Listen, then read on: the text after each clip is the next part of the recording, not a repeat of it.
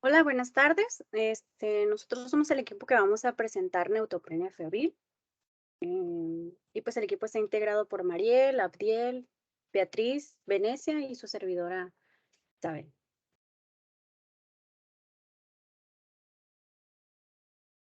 Primero que nada, pues la neutropenia febril es una situación clínica del paciente con un recuento absoluto de neutrófilos menor a 500 milímetros cúbicos o menor a 1000 milímetros cúbicos. Si se prevé pues un descenso en las 48 horas siguientes en un contexto de una temperatura corporal mayor a 38.3. Y en ocasiones puede ser mayor a 38 grados, mantenida pues esta en una hora, en dos, o sea, con dos ocasiones separadas por más de 6 horas. La gravedad de la neutropenia se relaciona con el riesgo relativo de la infección y esta pues se clasifica en 4.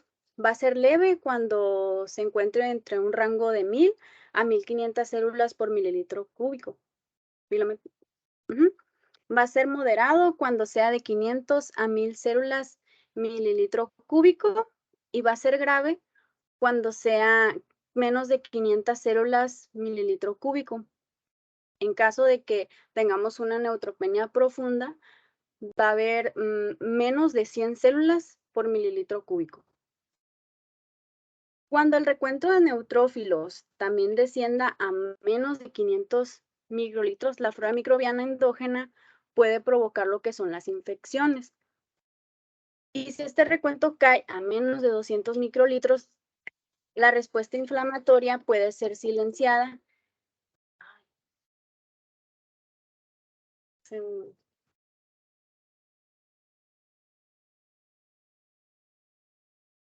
La respuesta puede ser silenciada y es posible pues que no ocurra pues los hallazgos inflamatorios habituales como lo es la leucocitosis. Y aquí lo principal es que hay factores de riesgo que pueden encadenar a que el paciente presente pues lo que es la neutropenia febril, como lo puede ser que haya tenido una reciente quimioterapia intensiva, a la enfermedad de base que presente, los defectos pues ya sea en la inmunidad celular y humoral, que tenga pues presencia de algún catéter venoso o alguna sonda urinaria, en ventilación mecánica, que tenga pérdidas de barreras mucocutáneas o que pues presente pues alguna enfermedad renal, cardiovascular o pulmonar obstructiva, ¿no?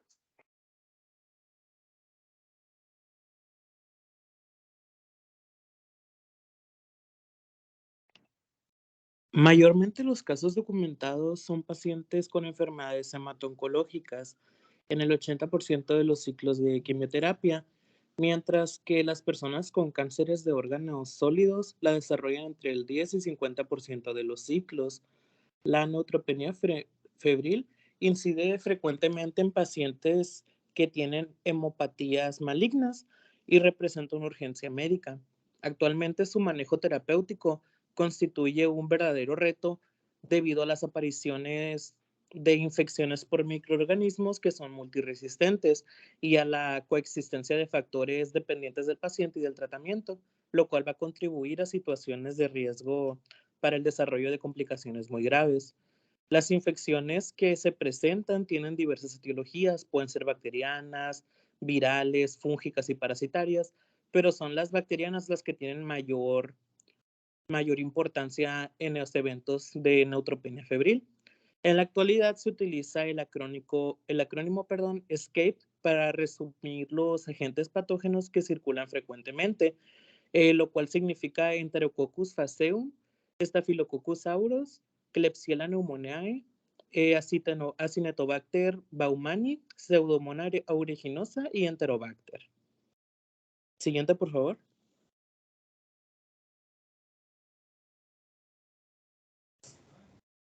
Bueno, hablando un poquito sobre la presentación clínica, ¿sí me escucho? De esto no hay mucha información, ya que pues la infección en un paciente con neutropenia puede ser muy poco sintomática, incluso pues se puede llegar a manifestar hasta sin la fiebre como tal, en especial en los ancianos y pues en los que están recibiendo tratamiento con esteroides. Y pues debido a la ausencia de una respuesta inflamatoria como tal, Los típicos signos, pues, de infección van a estar enmascarados, llegando a encontrar solamente el eritema o el dolor.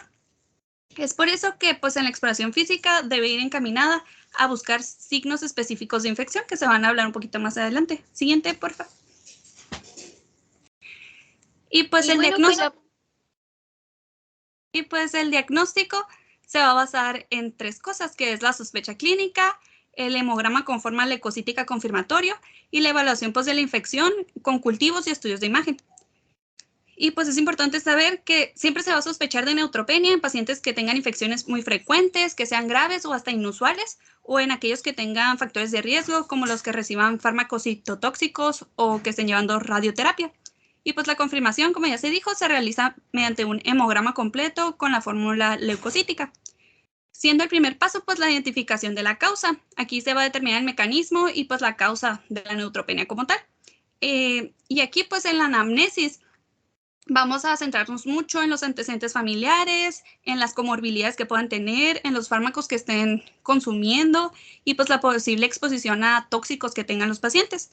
Y pues no todos los episodios febriles van a corresponder a una etiología infecciosa como tal, ya que pueden ser causados por otras cosas como la profilaxis antimicrobiana, infecciones previas y otras cosas como insuficiencias cardíacas, etc.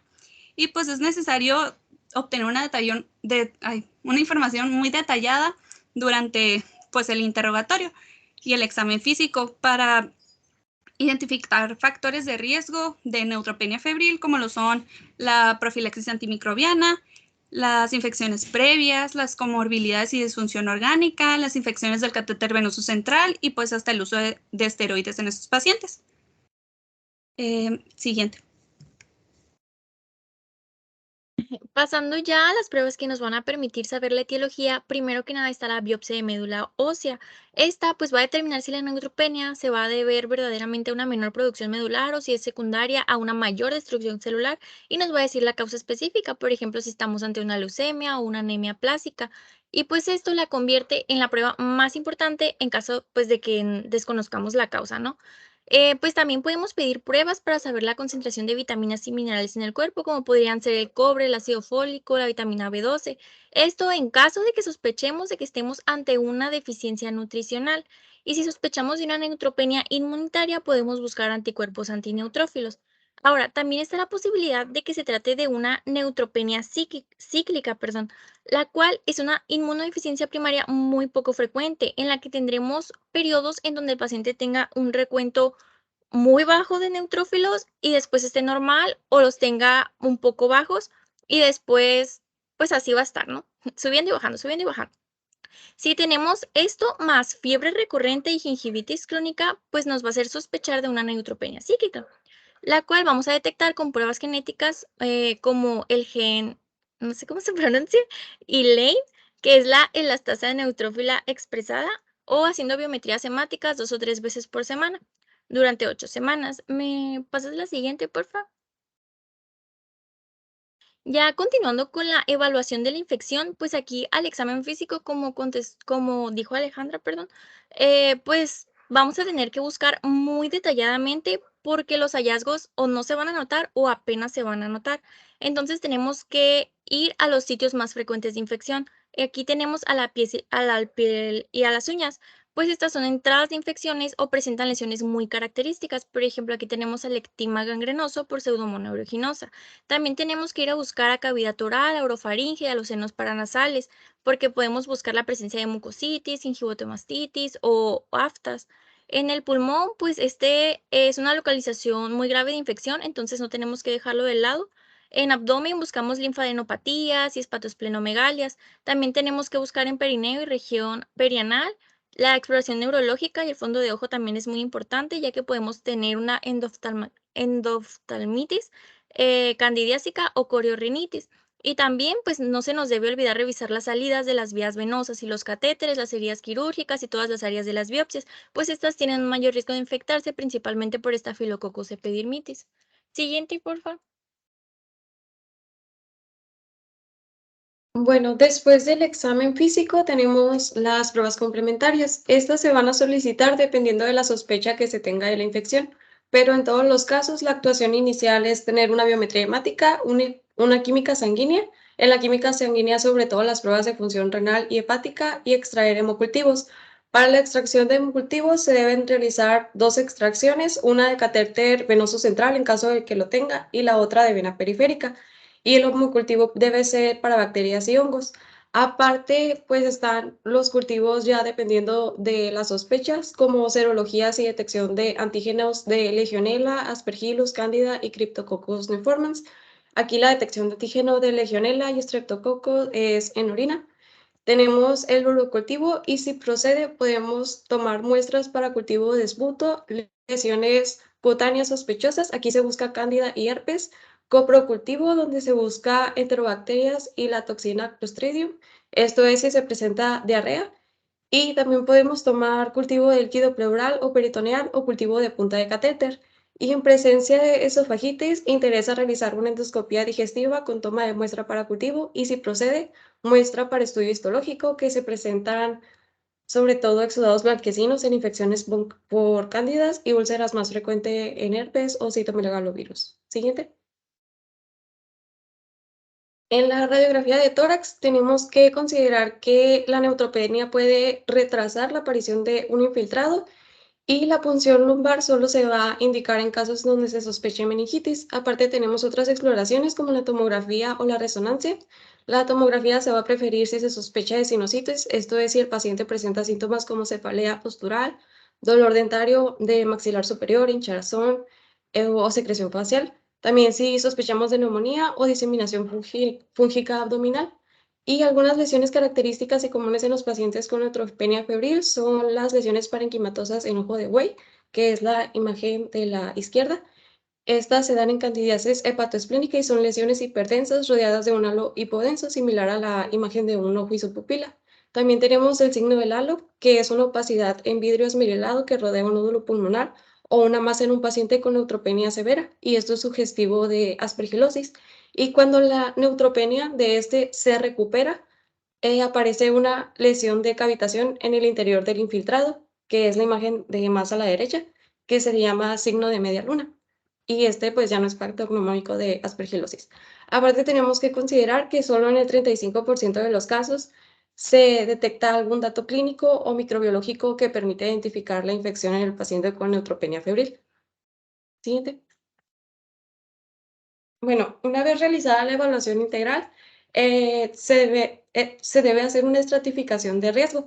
Para eso tenemos el índice de la Asociación Multinacional de los Cuidados de Soporte en el Cáncer, que es la primera, y es el índice calculado a partir de 8 características individuales de los pacientes en las que con una puntuación mayor o igual de 21 se estratifica al paciente en bajo riesgo de desarrollar complicaciones. También está la clasificación CISNE, que es Clinical Index, Stable Febrile Neutropenia.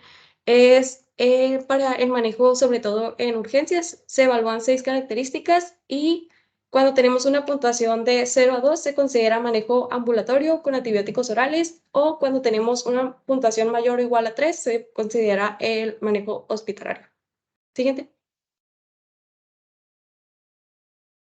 Bueno, pasando con lo que es el tratamiento, múltiples guías de práctica clínica nos han recomendado que debemos comenzar un tratamiento adecuado dentro de la primera hora después de haberse documentado lo que es la fiebre, debido a que esta puede generar y progresar rápidamente como un alto riesgo a sepsis, una inestabilidad hemodinámica y la propia falla multiorgánica. A esta hora, dentro del medio, se le denomina como la hora dorada para poder realizar un tratamiento antimicrobiano empírico de amplio espectro, ya sea en monoterapia o en terapia combinada. Para pacientes de bajo riesgo, se recomienda el uso de tratamiento empírico oral mediante fluoroquinolona más amoxicilina y clavulato. Esto es en el ámbito ambulatorio. Sin embargo, si el paciente es alérgico a penicilina, se puede optar por lo que es la clindamicina. La ventaja de hacer un manejo ambulatorio es que se evita la colocación de accesos venosos, que como comentó Mariel y como comentó Venecia, esto disminuye la incidencia de infecciones nosocomiales por patógenos resistentes. Entonces mejora la calidad de vida de los pacientes, del propio familiar y el coste del tratamiento y por parte para el propio hospital. Sin embargo, dentro de la desventaja es que hay un riesgo a desarrollar complicaciones no manejables de forma ambulatoria y que aparte ahí puede haber un mal cumplimiento del tratamiento y hay una menor supervisión. Pero si el paciente permanece febril dentro de las siguientes 48 a 78 horas, el paciente ya requiere un ingreso y puede cumplir con los criterios que hemos establecido anteriormente. Entonces, como paciente de alto riesgo, se debe administrar una terapia antibiótica de tipo intravenoso dentro de la primera hora después de haber realizado el triage que se muestra en pantalla. Entonces, se debe de monitorear más después de las siguientes horas consecutivas. Entonces, la Sociedad de Enfermedades Infecciosas de América nos recomienda la monoterapia con agentes beta-lactámicos antiseudomonas, como pudiera ser la cefepina, los carbapenémicos, la piperecilina y esta asociada a tazobactam. Sin embargo, no se incluye a lo que es la ceftazidima entre los beta-lactámicos de elección, porque esta tiene un frente más bajo frente a microorganismos gram positivos. Por eso se opta por la cefepina. Por otro lado, tenemos el grupo de los glicopéptidos. Entre los más utilizados está la vancomicina, el inesolid y la daptomicina. Sin embargo, a estos se dejan como caballitos de batalla por si hay la infección intrahospitalaria a través de, no sé, de la relacionada a través de los catéteres venosos centrales, las venoclisis, las infecciones de piel o por si hay presencia de alguna neumonía o inestabilidad hemodinámica. Por otro lado, cuando son microorganismos agresores identificados, tenemos que si son productores de beta-lactamasa de espectro extendido, se va a optar por la utilización de los que son los carbapenémicos. Si son enterococos resistentes a vancomicina, pues nos vamos a quedar únicamente con inesolid y daptomicina. Si son estafilococcus, aureus resistente a meticilina, vamos a optar por cualquiera de estos tres del grupo, vancomicina, inesolid o daptomicina. Y para el caso especial de Klebsiella pneumoniae, vamos a usar por carbapenémicos, polimixina y colistina. Por otro lado, dentro de la recomendación para la prevención en pacientes neutropénicos, tenemos el uso para pacientes de alto riesgo, son fluoroquinolonas como parte de la profilaxis. Si se trata de pacientes con neutropenia profunda, se recomienda hacer profilaxis antimicótica a través de triazol oral. Y si hay presencia de que el paciente recibe regímenes de quimioterapia asociada a un riesgo superior o con presencia de neumonía por neumocistis Girovechi, se va a hacer tratamiento a través de trimestoprim con sulfametoxazol. Y pues así como para cualquier otro paciente, se recomienda la vacunación anual contra lo que es la influenza. Todo paciente que reciba quimioterapia está obligado a esta vacunación.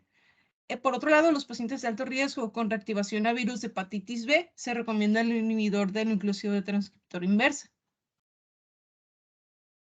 En cuanto a la duración del tratamiento, si se trata del régimen inicial y el régimen normal, debe mantenerse hasta la resolución de los signos y síntomas iniciales y la propia recuperación del paciente.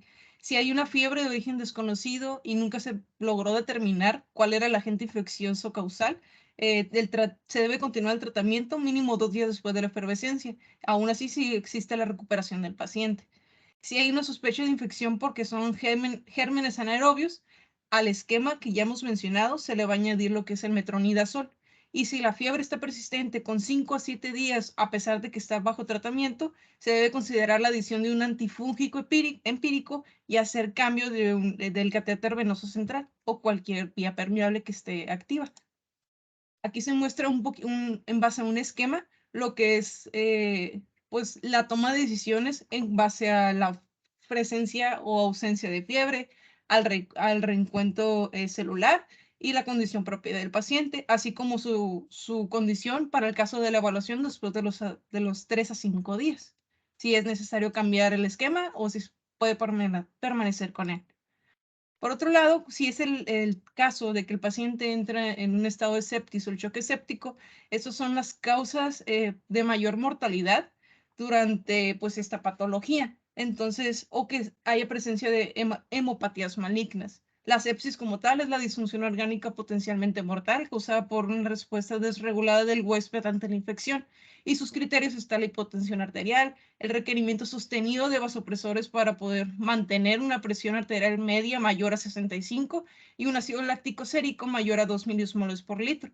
Por eso, como objetivo, tenemos tener que estarle revisando los niveles de lactato, hacer una realización de cultivos sanguíneos para ver si sigue persistente el patógeno como tal activo dentro de nuestro paciente, la administración de antimicrobianos de amplio espectro, la administración de fluidoterapia y así como la valoración de los vasopresores para mantener la tensión arterial en estos pacientes que tengan hipotensión y que esto nos esté dando como una alerta roja de que está el paciente entrando en un choque séptico. Y eso sería todo de nuestra parte.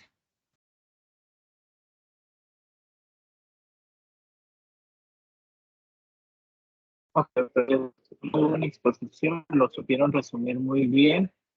Nada más para puntualizar el diagnóstico, la definición, no se les puede olvidar, y la clasificación de riesgo. Recordemos que es lo que nos va a hacer tomar la decisión si vamos a hospitalizar al paciente o lo vamos a egresar para que continúe su manejo en casa. La mayoría de los pacientes se van a tener que hospitalizar, pero hay un grupo que se pudiera beneficiar del tratamiento ambulatorio y hay que tener en cuenta para sabernos qué antibiótico dar ambulatorio y qué antibióticos elegir como tratamiento intrahospitalario, que son intravenosos.